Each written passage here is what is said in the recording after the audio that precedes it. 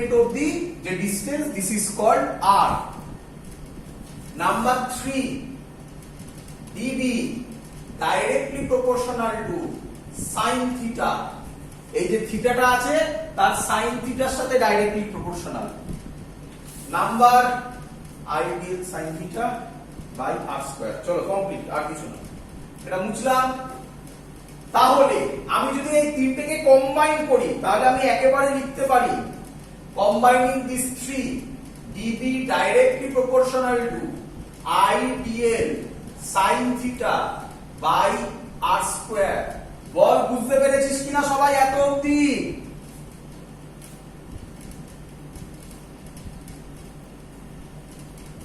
হ্যাঁ না বল। স্যার কারেন্ট ইকুয়াল টু আইডিয়ালটা একবার বোঝান না। একবার আবার বলছি, current element is equal to I dl. ভালো করে দেখ, ভালো করে দেখে। এই ধর আমার একটা কারেন্ট ক্যারিং ওয়্যার, আমি বলতে পারি কারেন্ট ক্যারিং ওয়্যারটার মধ্যে দিয়ে কত কারেন্ট যাচ্ছে ধরলাম আই। আমি বলতে পারি এটা এরকম, এরকম একটা পোস্টার,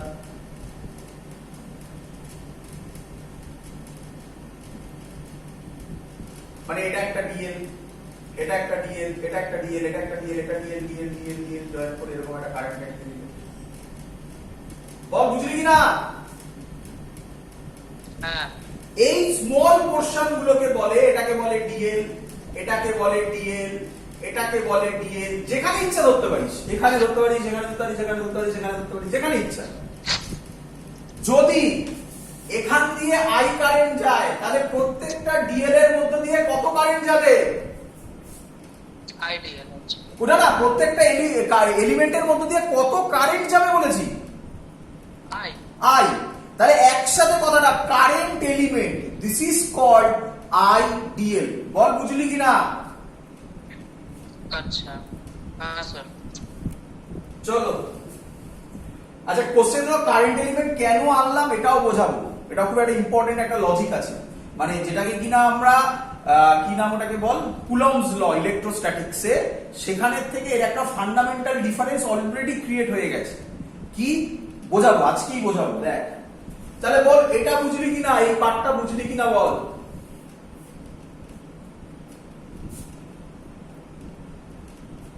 আরে হ্যাঁ না বল।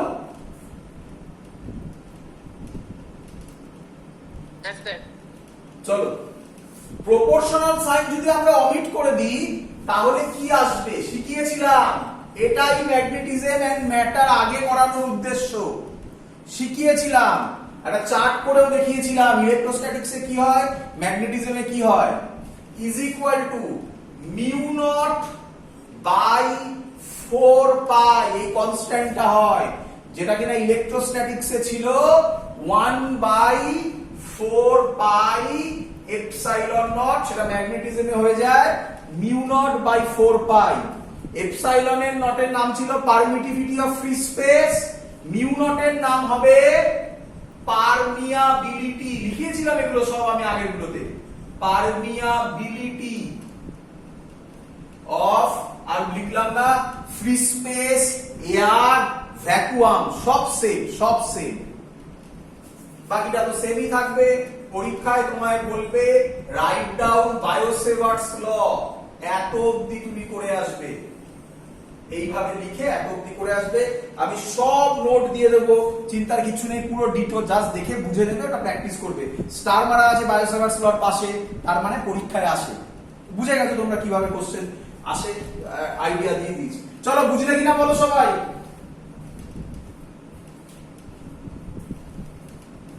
আরে হ্যাঁ না তো কিছু বল রে বাবা, নয়তো বুঝি কিভাবে আমি যে তোরা বুঝলি না বুঝলি না, আদৌ কানেকশন আছে না নেই কিভাবে বুঝবো। হ্যাঁ স্যার। চলো এবার পরের কোশ্চেন ভালো করে বোঝো। হ্যাঁ রে, তোরা তো বুঝতেই পারছিস, এটা আমি করেও দেখাবো নিঃসন্দেহে, যে ডিবি ইজ ইকুয়াল টু আমি পেয়েছি, ডিবি মানে কি হচ্ছে ম্যাগনেটিক ফিল্ড একটা স্মল পোর্শনের জন্য ইন্টিগ্রেট করলেই আমি বি পেয়ে যাব। তো সেটা পরের কথা, সেটা পরে হবে। তার আগে আরেকটা কথা, এই যে ম্যাগনেটিক ফিল্ড এটা স্কেলার না ভেক্টর?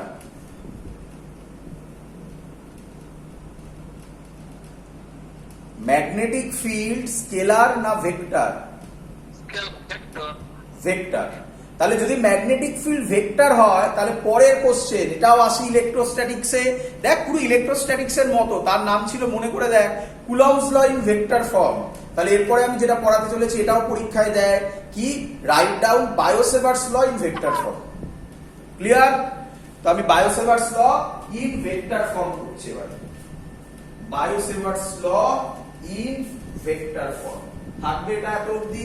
এই সাইডে করব, একেবারে এটা লিখে নিলাম, শর্টে লিখলাম ইন ভেক্টর ফর্ম। পরীক্ষা এলে এইভাবে করে তারপরে ভেক্টর ফর্মটা কন্টিনিউ করবে। যদি বলে রাইট ডাউন বায়োসেভার্স ল, এখানে ছেড়ে দাও।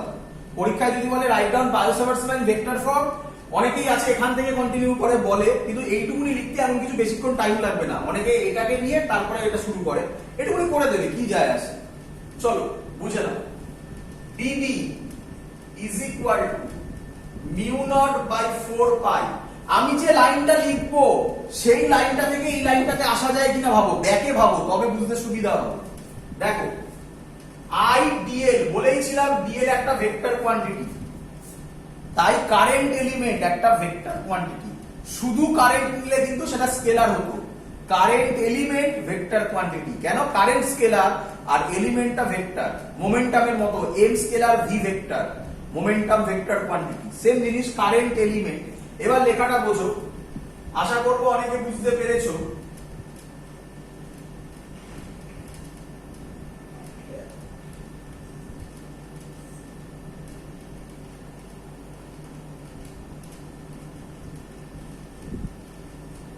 বলো এটা বুঝলে কিনা? স্যার I ক্রস dl হবে তো। হ্যাঁ, I ক্রস dl হবে তো। আরে আই স্কেলার না ভেক্টর? আর কি হবে না? I তো স্কেলার। স্কেলারের সাথে কোনো ভেক্টরের ক্রস হতে পারে? ও বোঝো, আমি করে দেখাচ্ছি, দেখ। তাহলে এটা ভেক্টর যদি হয় এটা এরকম। যারা বুঝতে পারোনি তারা এখান থেকে এখানে আসো, দেখো কিভাবে আনছি। দেখো ছোট আর কিউব হবে না? আর ক্যাপ হবে বাবা, না কার কিউব হবে না, মুখস্থ নয়। দেখো বোঝো কিভাবে আনছি। দেখো dB এটা আলাদা, mu naught by 4 pi I dl scalar ফর্মে লিখছি। a ক্রস b কি লেখা যায় বলো? স্যার বলুন। a ক্রস b ভেক্টর কি লেখা যায়? ab sin theta.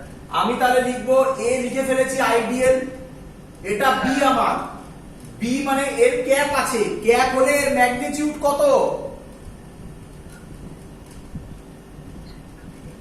ক্যাপ করে ম্যাগনিটিউড a ক্যাপ বলা হয় ইউনিট ভেক্টর। যে কোনো জিনিসের ক্যাপ হলে তার ম্যাগনিটিউড কত হয়? 1 হয়। তাহলে আই দিয়ে a লিখলাম, b লিখছি, মানে আর ক্যাপের জায়গায় আমি 1 লিখবো। এখানে তো ইনটু ইনটু দেওয়ার দরকার নেই, 1 লিখলাম, 1 লেখা যায় না লেখা তাই a b মানে 1 sin theta by r square. দেখো ফর্ম চলে এসেছে কিনা?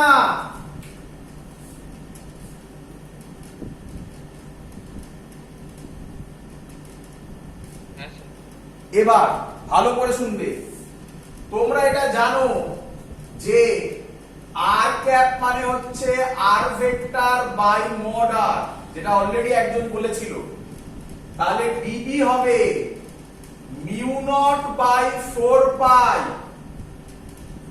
I dl vector cross r ক্যাপের জায়গায় এটা বসাচ্ছি, তাহলে আর ভেক্টর আর স্কয়ার ছিল, আবার একটা মড আর আছে আর কিউ। বলো বুঝলে কিনা?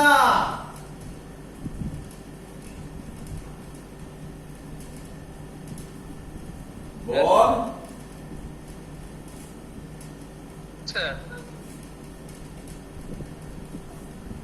হ্যাঁ শুনছি, সবার ক্লিয়ার? হ্যাঁ স্যার। চলো আচ্ছা একটু ভেবে দেখ, কুলম্বস ল এরকম ছিল, মনে করে দেখ, ওটাও কিউব ছিল একটা, মনে পড়ছে কি কিছু? হ্যাঁ কুলম্বস লতেও এরকম একটা কিউব ছিল, সাবধান, এরও নাম কিন্তু ইনভার্স স্কোয়ার লয়, কিন্তু ইনভার্স কিউব ল নয়। তাই অবভিয়াসলি এখান থেকে একটা কোশ্চেন দিয়ে ফেলে, what is the basic difference between Coulomb's law and Biot Savart's law, সেটা একটা কোশ্চেন আসে। আমি পরে বলছি ওটা, একটু বাদে বলছি ওটা। তাহলে সবার clear? Write down Coulomb, Biot Savart's law in vector form বললে ওই আর কিউব অব্দি গিয়ে তোমাকে ছাড়তে হবে।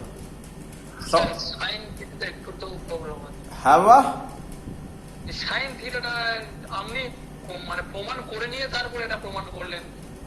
প্রমাণ করে নিয়ে প্রমাণ করলাম মানে মানে আপনি ওই ভেক্টরটা ক্রস দিয়ে তারপরে সাইন থিটাটা কি করে আসছে তারপরে তো ওটা দেখালেন, কিন্তু এইটা থেকে এটা কি করে আসছে বুঝতে পারছেন? আমি বুঝতে পারিনি তোর কোশ্চেন। তুই বলছিস এটা থেকে এটা কি করে আসছে, এটা থেকে এটা আমি কিভাবে বুঝি, কোনটা থেকে কোনটা? আরেকবার বল। সাইন থিটাটা উঠে গেল। সাইন থিটাটা উঠে গেল কেন? হ্যাঁ স্যার, ক্রস প্রোডাক্ট হলে তো সাইন থিটা অটোমেটিক্যালি চলে এলো। ক্রস মানেই তো sine theta. A vector cross B ভেক্টরকে তো লেখা হয় mod A mod B sine theta. আমি সাইন থিটাকে তুলে ক্রস প্রোডাক্ট করে দিলাম। কিন্তু এ বি থাকে তো, এখানে তো একটাই আছে আই কি, আরেকটা কি? আরেকটা যে বললাম আমি, আর ক্যাপের ম্যাগনিটিউড 1, ক্যাপ আছে। আর যেহেতু আর ভেক্টর হয়েছে তলায়, তখন তো কিউব এসছে তলায়। হ্যাঁ ওটা বুঝতে পেরেছি। তাহলে ওই তো একই জিনিস হলো, ক্যাপ, যে কোনো ক্যাপ মানেই তো সেটা ইউনিট ভেক্টর, তার মানে তার ম্যাগনিটিউড তো 1। বোঝা গেছে? হ্যাঁ চলো এবার ভালো করে শুনবে। তাহলে আমরা এটা বললাম, হ্যাঁ ইম্পর্টেন্ট কথা। এবার কোশ্চেন হচ্ছে ডাইরেকশন শেখাবো বাবা, ভালো করে দেখে নাও। ডাইরেকশন শেখাবো, মুছে দিলাম লেফট হ্যান্ড সাইডটা। ডাইরেকশন ভালো করে শিখে নাও। দুভাবে শেখানো যায়, দুটো শেখাবো। যে যেটা পারবে সেটা মনে রাখবে, একটাই মনে রাখো। দুভাবে শেখাবো, যার যেটা পছন্দ সে সেটা মনে রাখবে। চলো, আমি এইটা যেটা করলাম তার ছবি এঁকেছিলাম, মুছে দিয়েছি। এই ছবিটা ছিল, আশা করবো সবার মনে আছে। এটা একটু পয়েন্ট দিলাম, বলো বুঝলে কিনা?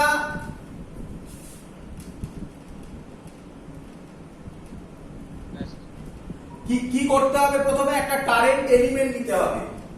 নিলাম একটা কারেন্ট এলিমেন্ট, এবার এর থেকে এটা জয়েন করব। আচ্ছা ভালো করে বুঝে নাও, কারেন্ট এলিমেন্ট মানে তার সেন্টার থেকে করি, কারণ কারেন্ট এলিমেন্টটা ইটসেলফ খুব ছোট। আমি যদি খুব ছোট আঁকি তার মানে ওটা একটা পয়েন্ট, তাই এই পয়েন্টটাকে ধরা হয়েছে। এটা বড় করে আঁকানোর জন্য, বোঝানোর জন্য এরকম করা হয়েছে। এর সাথে এই যে ট্যানজেন্টটা আঁকার দরকার নেই, এই অ্যাঙ্গেলটাই তার মানে থিটা। বলো সবাই বুঝেছো কিনা? এটা হচ্ছে আর, বলো।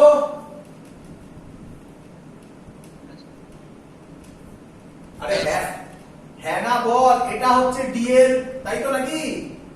হ্যাঁ। চলো, প্রথম লজিক, নাম হচ্ছে রাইট হ্যান্ড থাম্ব রুল। এর সুবিধা হচ্ছে, আগে ম্যাগনেটিজম এন্ড ম্যাটার যেটা শিখিয়েছি সেখানেও সেটা কাজে লাগে। তাই একটা দিয়ে সব কাজ হয়ে যায়। দেখে নাও কিভাবে করছি। হাতটা, থাম্বটাকে রাইট হ্যান্ড, লেফট হ্যান্ড নয়।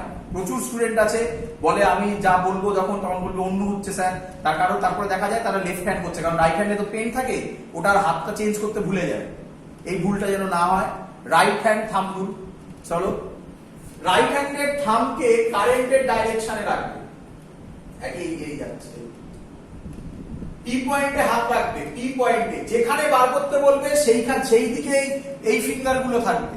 ভালো করে বোঝো, দেখো এই এরকম রাখতে পারতাম, এরকম রাখা মানে তাহলে এই পয়েন্টে বার করতাম, দেখো একই তো। এরকম রাখা মানে এই পয়েন্টে বার করছে, একই জিনিস। এবার এটাকে কার্ভ করো, কোন দিকে যাচ্ছে? ভেতরের দিকে যাচ্ছে। এই ভেতরের দিকে যাওয়া মানে আগের দিন শিখিয়েছিলাম ম্যাগনেটিজম এন্ড ম্যাটারে কি দিয়ে দেখানো হয়? ক্রস। ক্রস মানে কি? Language, direction of magnetic field is perpendicular to the plane of, আমার ক্ষেত্রে white board, plane of white board, তোমাদের ক্ষেত্রে plane of paper, plane of perpendicular to the plane of paper, acting ভেতরের দিকে ঢুকে যাচ্ছে মানে ইনওয়ার্ডস। তোদের ক্ষেত্রে কি হয়, খাতা, এই ধর খাতাটা নিলাম, কোথায় গেল, এই ধর খাতার উপর করছি, তোরা কারেন্ট এলিমেন্ট দিয়েছিস, এই রাখলি এই পয়েন্টে, দেখ নিচের দিকে, তোরা বলিস perpendicular to the plane of the paper, acting নিচের দিকে মানে ডাউনওয়ার্ডস, তোরা ইনওয়ার্ডসটাকে বলিস ডাউনওয়ার্ডস, যেটা ইচ্ছা করতে পারিস, তোর চয়েস। বল ডাইরেকশন বুঝলি কিনা সবাই? হ্যাঁ, এই যে ওই মানে রাইট হ্যান্ড থাম্ব রুলটা আমি বুঝতে পারলাম। আবার বলছি, এই হাত নেব, এই হাত রাইট হ্যান্ড, থাম থাকবে কারেন্টের দিকে, এই ফিঙ্গারটা থাকবে যে পয়েন্টে বার করতে দিয়েছে, মানে কোন পয়েন্টে, এই পয়েন্টে। এবার হাতে কার্ল কর, দেখ এই যে কোন দিকে যাচ্ছে, কোন দিকে ঢুকছে, ইনওয়ার্ড, ভেতরে ঢুকে যাচ্ছে, perpendicular to the plane of the paper, acting inward অথবা ডাউনওয়ার্ড, যেটা ইচ্ছা বলে। দেখ কেউ যদি এইখানে বার করতে বলতো তাহলে কি রকম হতো, দেখ কোন দিকে, আউটওয়ার্ডকে ডট দিয়ে রিপ্রেজেন্ট করে, ডট দিয়ে গোল দেয়, মানে এটা যদি পি ড্যাশ পয়েন্ট হয় তাহলে এরকম হতো, এটা আর হতো, এটা থিটা হতো, একই ভাবে ডট মানে direction of magnetic field perpendicular to the plane of the paper, acting কি রে, অর তোদের খাতা হলে আপওয়ার্ডস। তাই আমাদের কাছে আপওয়ার্ডস আউটওয়ার্ডস এক কথা, ইনওয়ার্ডস ডাউনওয়ার্ডস এক কথা। বল বুঝলি কিনা? ভালো করে শুনবি। আমি যে কথাটা বললাম, যেটা আমি শেখালাম, সত্যি কথা বলছি, এটা পার্শিয়ালি কারেক্ট শেখালাম। অ্যাকচুয়াল ম্যাগনেটিক ফিল্ড কিরকম হবে জানিস? ভালো করে দেখে নে, অ্যাকচুয়াল ম্যাগনেটিক ফিল্ড কিরকম হবে ভালো করে দেখবি, বোঝার চেষ্টা করবি। এই ধর আমার এটা ওয়্যার, দেখ এইভাবে না ছাড়া দেখাতে পারবো না। এই ধর আমার এটা ওয়্যার, এই পয়েন্টে ম্যাগনেটিক ফিল্ড বার করছি, ভালো করে ফলো কর, এই দেখ কোন দিকে, নিচের দিকে। এই পয়েন্টে বার করছি, দেখ কোন দিকে, এই দিকে। এই পয়েন্টে বার করছি কোন দিকে, উপরের দিকে। এই পয়েন্টে বার করছি মানে উপরের দিকে করলে এই দিকে, তার মানে এগুলো একটা সার্কুলার লুপ হয়। তাহলে অ্যাকচুয়াল ম্যাগনেটিক ফিল্ডের ছবি হবে এরকম যদি হয়। বল বুঝছিস কিনা? মানে একটা সিলিন্ডার টাইপের তৈরি করবে। বল বুঝলি কিনা?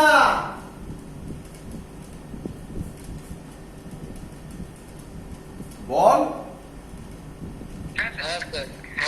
আমরা দুটো আলাদা আলাদা পয়েন্টে করছি, তাই ওরকম মনে হচ্ছে। ভালো করে দেখ, এই হাত রাখলাম, এই পয়েন্টে ভেতরে ঢুকে যাচ্ছে, তাহলে এর ভেতরে এইটা হাতটা এই জায়গায় ঘোরালে এই পয়েন্টে এলে দেখ উপরে বেরোচ্ছে। দেখ হাতটা ফলো কর আমার, কি রে বুঝলি?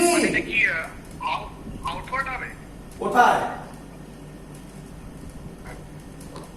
এই যে এই মাত্র যেটা করলে, কোনটা? আরেকবার বল, জোরে বল, একটু মাইকটা কাছে নিয়ে বল। মানে ইলেকশনটা, এটা এটা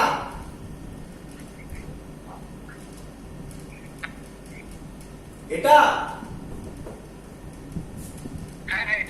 হ্যাঁ আউটওয়ার্ড হবে, সেই তো আউটওয়ার্ড। কি দিয়ে ডিনোট করে? ডট দিয়ে গোল, ডট দিয়ে গোল। আউটওয়ার্ড মানে ডট দিয়ে গোল, ইনওয়ার্ড মানে ক্রস দিয়ে গোল। আরেকটা কথা বলে রাখি, ভালো করে শুনে রাখ, যারা যারা এরকম ভাবলিস, আমি কিন্তু এরকম কথা বলিনি। স্যার বলেছে ইনওয়ার্ড, ইনওয়ার্ড মানে ক্রস দিয়ে গোল, এটা শুধু ম্যাগনেটিক ফিল্ডের জন্য না, বলিনি, যে কোনো জিনিসের ক্ষেত্রে হতে পারে। ইনওয়ার্ড মানে ক্রস দিয়ে গোল, আউটওয়ার্ড মানে ডট দিয়ে গোল। সেটা কারেন্ট হতে পারে, যা ইচ্ছা হতে পারে। এখানে ম্যাগনেটিক ফিল্ড বার করছি তাই ম্যাগনেটিক ফিল্ড লিখেছি। এটা রিপ্রেজেন্টেশন, এটা জেনারেল রিপ্রেজেন্টেশন, ফিজিক্সের যে কোনো জায়গায় অ্যাপ্লাই করা যায়। চল আরেকটু ভালো করে বোঝ, আরেকটু ভালো করে বোঝ। দেখ আমি যদি এটা ছবি আঁকি, মানে রিয়েল লাইফ ফিগার ড্র করি, দেখ ভালো করে বোঝ। আমি বলতে পারি এইটা আমার ডিএল, এইটা আমার ডিএল। দেখ আমি বলতে পারি, একটু ভালো করে বুঝবি, 3D স্ট্রাকচার দেখানোর চেষ্টা করছি। এটা আমার ডিএল, এটা আমার আর। বল সবাই বুঝলি কিনা?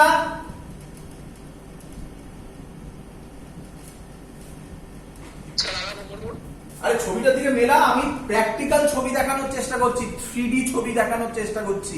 এগুলো সব 3D। ম্যাগনেটিক এফেক্ট অফ কারেন্টের মেন প্রবলেম হচ্ছে সব 3D হয়।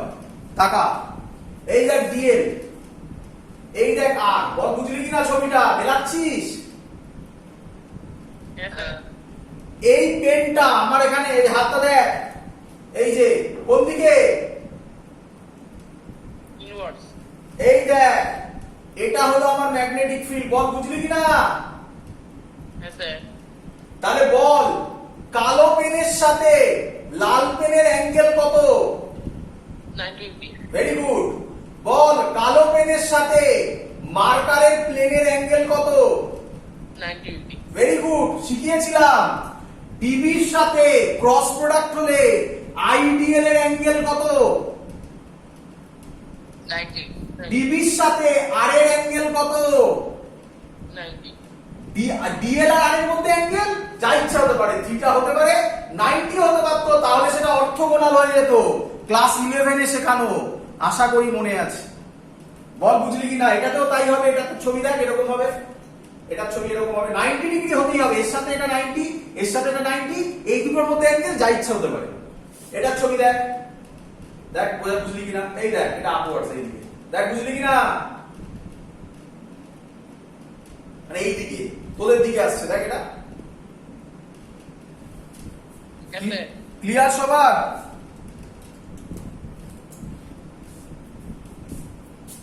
আরে হ্যাঁ না বল।